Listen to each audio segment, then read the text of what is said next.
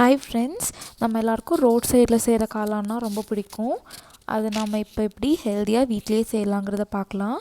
Road சைடில் cabbage use பண்ணி தான் பண்ணுவாங்க. நம்ம வீட்டில் பண்ணுறதுனால மஷ்ரூம் கேபேஜ் ரெண்டும் சேர்ந்து எப்படி பண்ணுறதுன்னு பார்க்கலாம். இந்த கப்பில் நம்ம ஒரு கப் கேபேஜஸ் சின்ன சின்னதாக வெட்டி எடுத்துருக்கோம்.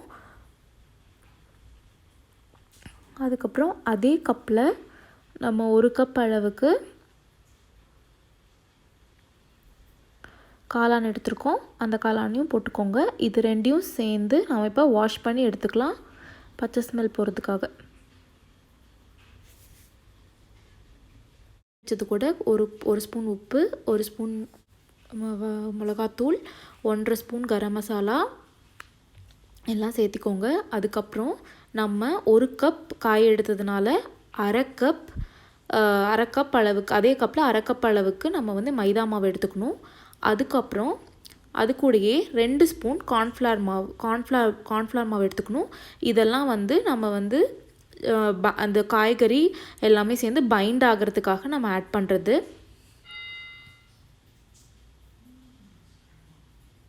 இதெல்லாம் ஆட் பண்ணி நம்ம ஒட்டுக்காக மிக்ஸ் பண்ணி எடுத்துக்கலாம். நம்ம இதில் தண்ணி ஊற்றணும்னு தேவையில்லை. ஆல்ரெடி வாஷ் பண்ணி வச்சதுலேயே இந்த மஷ்ரூம்லேயும் கேபேஜ்லேயும் தண்ணி இருக்கும்.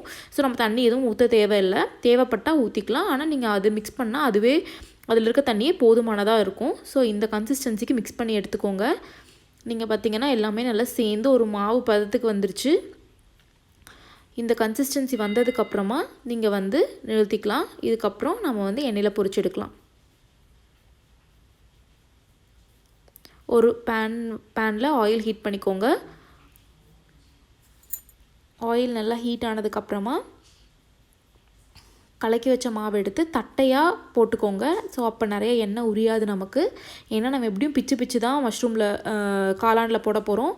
ஸோ அதனால் நம்ம எல்லாத்தையுமே வந்து தட்டையாக போட்டு பொரிச்சு எடுத்துக்கலாம்.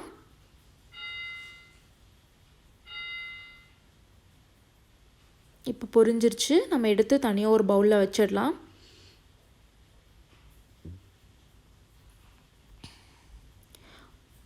ஒரு டிஷ்யூ பேப்பரோ ஏதோ ஒன்று ஒரு பேப்பர் மாதிரி உள்ளே போட்டு வச்சிங்கன்னா அந்த எண்ணெயெல்லாம் கொஞ்சம் உறிஞ்சிடும். ஸோ எக்ஸஸ் ஆயிலெலாம் நமக்கு அதில் போயிடும். ஒரு பேன் எடுத்துக்கோங்க. அதில் கொஞ்சம் ஆயில் ஹீட் பண்ணிக்கோங்க. இப்போ நம்ம வந்து மசாலா ரெடி பண்ணிடலாம்.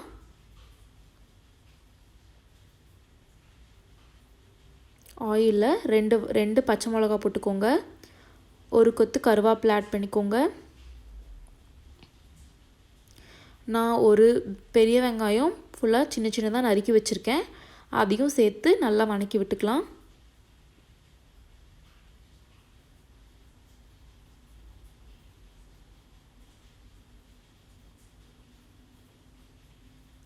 ஒன்றரை ஸ்பூன் இஞ்சி பூண்டு பேஸ்ட் போட்டுக்கோங்க. நல்லா பச்சை வாசனை போகிற வரைக்கும் வதக்கிக்கோங்க. அதுக்கப்புறம் புளிப்புக்காக நம்ம 2 தக்காளி அரைச்சி வச்சுருக்கோம், அதையும் ஆட் பண்ணிக்கலாம். அதுக்கப்புறம் அதுலேயும் 1 ஸ்பூன் மிளகாத்தூள் ஆட் பண்ணிக்கோங்க. அரை ஸ்பூன் கொத்தமல்லி தூள் ஆட் பண்ணிக்கோங்க. ஒரு பிஞ்ச் மஞ்சத்தூள் ஆட் பண்ணிக்கோங்க. அரை ஸ்பூன் கரம் மசாலா ஆட் பண்ணிக்கோங்க. எல்லாத்தையும் போட்டு மிக்ஸ் பண்ணிக்கோங்க. இது எல்லாமே நல்லா பச்சை வாசம் போகிற வரைக்கும் கொதிக்க வச்சுக்கோங்க.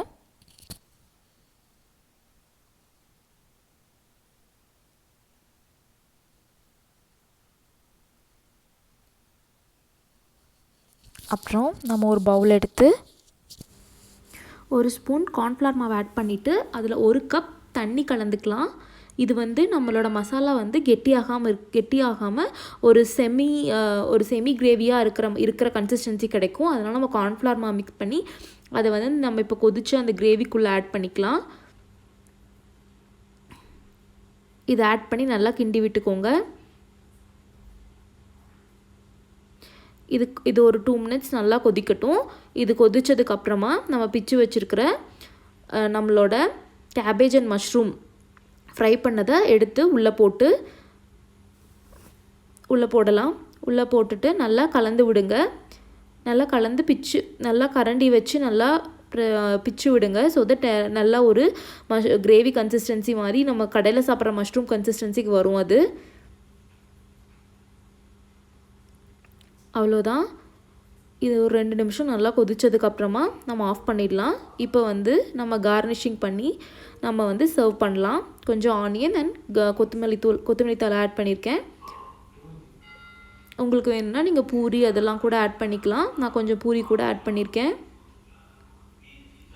இது நீங்களும் வீட்டில் ட்ரை பண்ணி பார்த்துட்டு கமெண்ட் பண்ணுங்கள். பிடிச்சிருந்தால் லைக் பண்ணுங்கள், ஷேர் பண்ணுங்கள், சப்ஸ்கிரைப் பண்ணுங்கள். தேங்க்யூ.